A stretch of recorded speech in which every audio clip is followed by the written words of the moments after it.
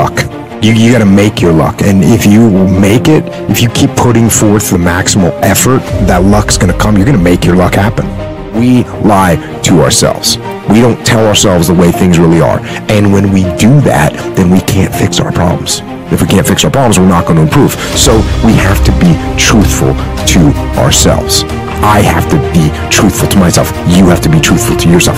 You have to stop rationalizing, stop making excuses, stop telling yourself little watered down assessments of where you're really at.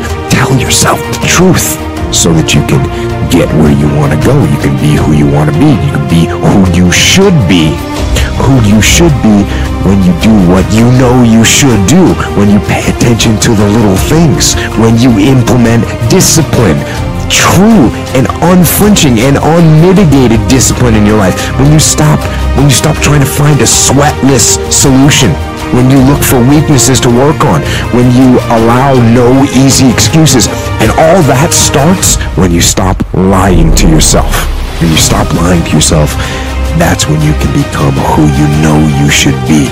When you tell yourself the truth about where you are so you can make sure you are in the right place. And if you're not in the right place, then you can get yourself on the path to get there. The path of discipline, the path of hard work, and the path of truth. As a leader, you have to be balanced, right? You have to be balanced. So let's just take humility and ego, because we're looking for people that are humble. But at the same time, you can have someone that's so humble that they lack confidence. That's bad. On the other side of that spectrum, you can have someone that's so confident that they're overconfident, their ego's big, and they don't listen to anyone else. Where do you want to be? You want to be balanced, somewhere in the middle. I talked about the fact that you need to be articulate as a leader. That's great. Can you be a leader that talks so much that people stop listening to you? The other end of the spectrum is you are a leader that doesn't say enough, and now the team doesn't know what direction they're supposed to be going in. So where do you want to be? You want to be somewhere in the middle. You want to be balanced. You're not going to make any excuses. You're not going to blame anyone else. You're going to take ownership of whatever happens. And when something goes wrong, instead of pointing fingers and blaming someone else, you're going to take ownership of that problem. You're going to take ownership of figuring out what the solution to that problem is, and you're going to take ownership of implementing that solution. So that is the number one thing that I'm looking for a leader to do, is to take ownership of the problems. And again, we call that extreme ownership. Those days when I'm tired or worn out or just basically sick of the grind, what do I do on those days? I go anyways. I get it done, even if I'm just going through the motions. I go through the motions. I don't really want to work out. I work out. I really don't want to hammer on a project. I hammer on the project. Don't really want to get up and get out of bed. Yeah, I get up and get out of bed. Now, these could be signals that you need some time off.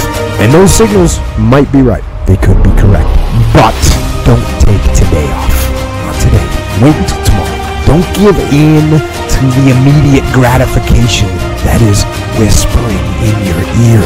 Shut that down. Do not listen to that little voice. Instead, go through the motions. Lift the weights. Sprint the hill. Work on the project. Get out of bed. As an overall rule, I do not like procrastination.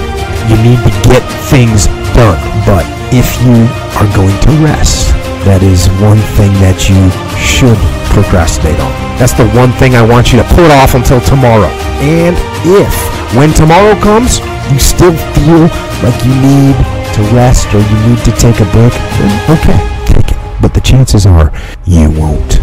You won't need that rest. Chances are you will realize that the desire to rest was just weakness. It was just the desire to take the path of least resistance, the downhill path, the easy path.